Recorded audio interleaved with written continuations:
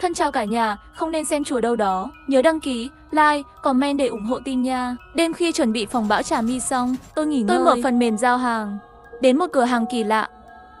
Nó được gọi là nhà hàng nụ cười. Doanh số hàng tháng không cao, chỉ có mấy chục món. Nhưng mức độ ưu đãi thật đáng kinh ngạc. Đầy đủ 30 còn 29, 60 còn 58 của thực là tặng. Tôi do dự một lúc, cuối cùng là không thể cưỡng lại sự cám dỗ của giảm giá. Tùy tiện gọi một phần cơm cháy. Chưa đầy nửa tiếng, cửa bị gõ. Mở cửa, không thấy bóng dáng của anh trai giao hàng, chỉ là đặt một đơn hàng mang đi cô đơn trên mặt đất. Tôi nghĩ, bây giờ nhân viên giao hàng đều bất lịch sự như vậy sao? Lấy đồ ăn và đi vào phòng. Trong hộp cơm là một khối đen, nước trái cây dính và bột nháo trộn với nhau. Hầu như không thể nhìn thấy một số hạt gạo trông như thế nào. Toàn bộ phát ra một mùi tanh lạ. Tôi bóp một cái lỗ, loại đồ này ai sẽ ăn? Tôi có cảm giác bị lừa. Lấy hộp cơm và đi đến thùng rác. Trong giây phút sắp buông tay, tôi đột nhiên do dự. Mùi tanh kỳ lạ đó đọng lại trên đầu mũi, kéo dài. Nhưng sau khi ngửi vài giây, nhưng lại mơ hồ cảm thấy có chút khác thường ngọt ngào. Nếu không thử một miếng đi? Tôi nghĩ vậy. Gửi một thìa nhỏ vào miệng. Khác với ngoại hình, những miếng này ngon lạ thường. Nước thịt và gạo vụn ngọt và dai đan xen vào nhau, nổ ra hương vị đậm đà giữa các răng. Tôi còn muốn ăn thêm một miếng nữa. Thật tuyệt vời, tôi không thể không cắn từng miếng một. Không lâu sau đã ăn hết nửa hộp. Loại cảm giác hạnh phúc này lâu rồi không được trải nghiệm. Có mùi của mẹ. Ngày mai tôi còn muốn đặt thêm cái này nữa. Trong lòng nghĩ vậy. Nhai tôi, nhưng lại cắn được một thứ linh hoạt.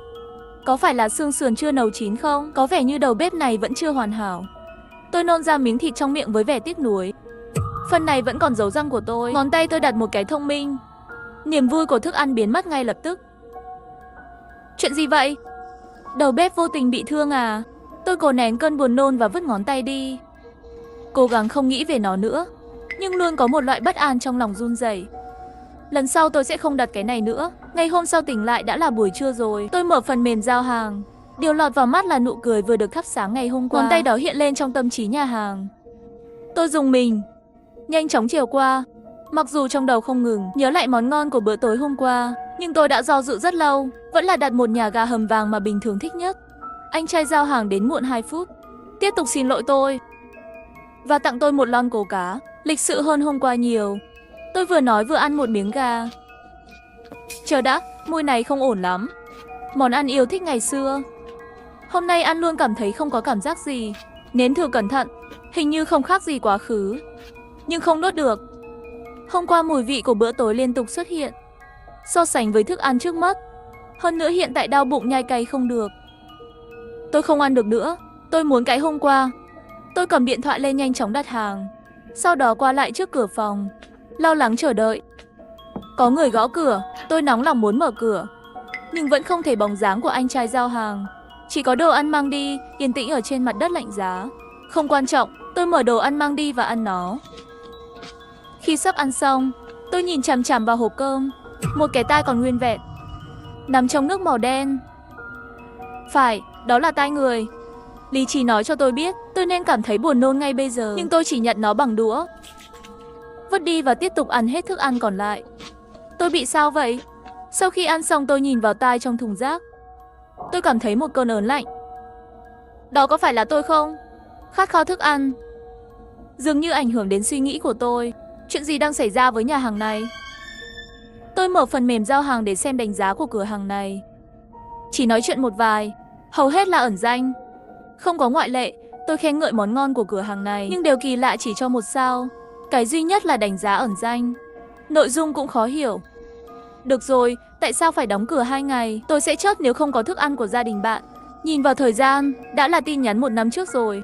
Tôi đã gọi theo số điện thoại trong thông tin cửa hàng, nhưng số là số trống. Chuyện lạ quá. Cuối cùng tôi không thể ngồi yên được nữa, mặc quần áo đi ra cửa. Tôi muốn đến cửa hàng đó xem. Điều bất ngờ là đã đến địa chỉ trong thông tin cửa hàng, là một trạm thu gom rác. 4 phía hoang vu, chỉ có một người gác cổng. Tôi hỏi bác, ở đây không phải có một nhà hàng sao? Cô biết nó ở đâu không? Bạn nói nhà hàng chắc chắn không có. Người mở cửa đã trả lời câu hỏi của tôi. Tôi đã ở đây 5 năm rồi. Ở đây tên trộm hoang vắng. Ai mở nhà hàng ở đây?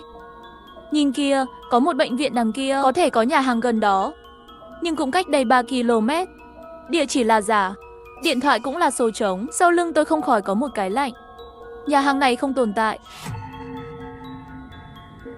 Về nhà, mấy tiếng đồng hồ trôi qua, dường như lại khiến tôi cảm thấy đói. Nhìn con gà vàng trên bàn chưa ăn xong, tôi cảm thấy một sự ghê tởm trong lòng. Không chút do dự, tôi lại đặt hàng ở nhà hàng đó. Đã nhận đơn hàng, đang đến cửa hàng.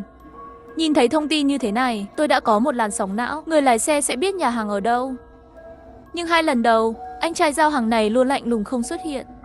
Gõ cửa xong bỏ đồ xuống rồi đi. Không thể gặp anh ta. Với lần này, tôi để cửa mở, ngồi chờ anh ta ở hành lang. Nửa tiếng trôi qua. Gió trước bão.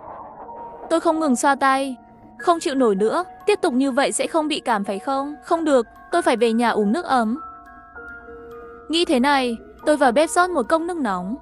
Vừa uống một ngụm, đột nhiên nhớ tới tiếng gõ cửa. Cốc của tôi cũng không thể đặt xuống. 2 bước đến cửa, nhưng chỉ nhìn thấy hộp cơm để lại tại chỗ. Tôi mệt. Hành lang cũng dài 10 mấy mét, không thể đi nhanh như vậy được. Một linh cảm xấu đến với tôi. Tôi lấy điện thoại ra, làm theo liên hệ ở trên, bắt đầu gọi điện thoại của anh trai giao hàng này. Nhưng số thì trống. Tôi cau mày cúp điện thoại. Bụng bất đắc dĩ kêu lên. Tôi cầm hộp cơm lên từ từ mở ra. Lần này lượng thức ăn chỉ bằng một nửa trước đây, nhưng tầng trên cùng lại rõ ràng bao phủ một nửa lòng bàn tay. Tôi run rẩy đưa đũa ra, đặt lòng bàn tay sang một bên, mấy miếng để ăn xong. Quá ít, bụng vẫn rất đói. Đột nhiên, mắt tôi để ý thấy nửa kia có nước ép. Lòng bàn tay có mùi tanh kỳ lạ. Tôi nhặt lên và cắn xuống. Hương vị rất đậm đặc. Có mùi thịt và mùi thịt trứng đi thẳng đến hàm trên của tôi.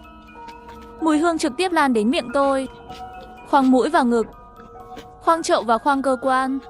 Hóa ra hương vị của thịt ngon hơn cơm nhiều như vậy. Đổ đầy bụng, tôi ngồi bên giường. Tôi vừa làm gì vậy? Không thể tiếp tục như thế này nữa. Tôi lại mở cửa hàng này, muốn phân tích một chút manh mối. Những người bình luận cũng gặp phải chuyện tương tự như tôi phải không? Tôi nghĩ vậy. Kiểm tra nhiều lần, người duy nhất không có bình luận ẩn danh.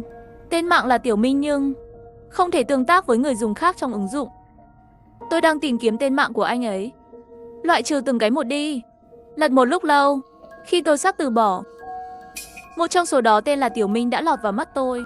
Cùng thành phố với tôi, xem mấy lần anh ta về định vị, sống gần tôi. Nhưng tài khoản này hình như đã lâu không dùng rồi. Bài viết mới nhất vẫn là hơn 1 năm. Là tự mình tìm được một món ăn đặc biệt ngon. Hình ảnh là một hộp cơm quen thuộc. Tôi nóng lòng muốn gửi cho anh ấy một tin nhắn riêng, hỏi anh ấy về nhà hàng đó.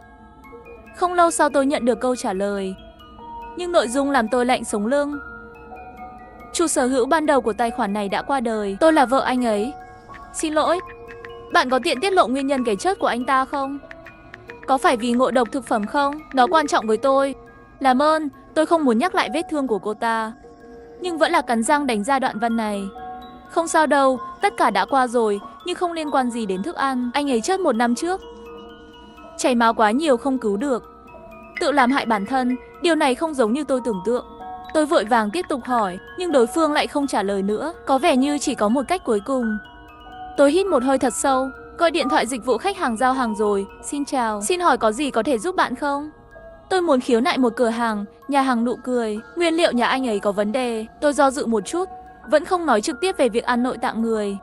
Vừa mới gặm xong nửa bàn tay, bản thân cũng có chút tội lỗi. Xin lỗi, chúng tôi trong hệ thống không tìm thấy nhà hàng bạn nói. Bạn có nhớ nhầm tên của nhà hàng không? Không thể nào, tôi không thể nhớ nhầm tên của nhà hàng này. Bạn bình tĩnh một chút, có thể là có vấn đề với cơ sở dữ liệu của chúng tôi. Vậy đi, bên này chúng tôi đang tiến hành mở khóa chi tiết, có thể liên hệ với bạn sau khi có tin nhắn được không? Được rồi, người khác giới tôi cúp điện thoại. Liên tưởng đến số trống. Bên này cái gọi là tìm kiếm tôi cũng không còn hy vọng nữa. Hôm nay tôi lại ăn đồ ăn mang đi của nhà hàng Nụ Cười. Lần này gửi đến đã là cả một bàn tay. Tôi kiên quyết ăn hết, nhưng trong lòng không có sóng gió. Sau khi ăn xong tôi lặng lẽ xách rác mang xuống lầu. Bên trong là tất cả xương còn sót lại trong thời gian này. Tôi cúi đầu để tránh những nơi đông người, như một tên trộm. Xử lý xong xương, tôi thở phào nhẹ nhõm quay lại, gặp một tay đua giao hàng trong thang máy. Anh ta mang theo hộp giao hàng, bộ dáng bụi bặm. Trong điện thoại liên tục truyền đến giọng nói của nhóm WeChat. Tôi chợt nghĩ ra điều gì. Một kẻ túm lấy Tiểu ca này. Các bạn giao hàng đều biết nhau phải không? Phải, chúng ta có điểm chung. Vậy người tên Song Nhiên này bạn có biết không? Biết là biết, nhưng biểu cảm của người lái hàng có chút kỳ lạ. Nhìn chằm chằm vào tôi một cách kỳ lạ. Anh ta ở đâu? Đưa tôi đi tìm hắn. Hơn 1 năm trước đã chót rồi. Trên đường giao hàng quá gấp, vượt đèn đỏ bị xe tải tông, tắt thở tại chỗ. Người lái xe đang vội, bỏ lại câu nói này, ra khỏi thang máy đi giao đồ ăn, để tôi ở lại chỗ cũ. Từ từ leo lên vài lần. Tiểu Minh chót rồi, Song Nhiên cũng chót rồi, và tất cả đều cách đây 1 năm. Mọi thứ liên quan đến nhà hàng nụ cười, tất cả đều bị hỏng. Điều đáng sợ hơn là nếu như Song Nhiên đã chót 1 năm, vậy mấy ngày nay cứ giao đồ ăn cho tôi lại là ai? Hoặc anh ta có phải là người hay không?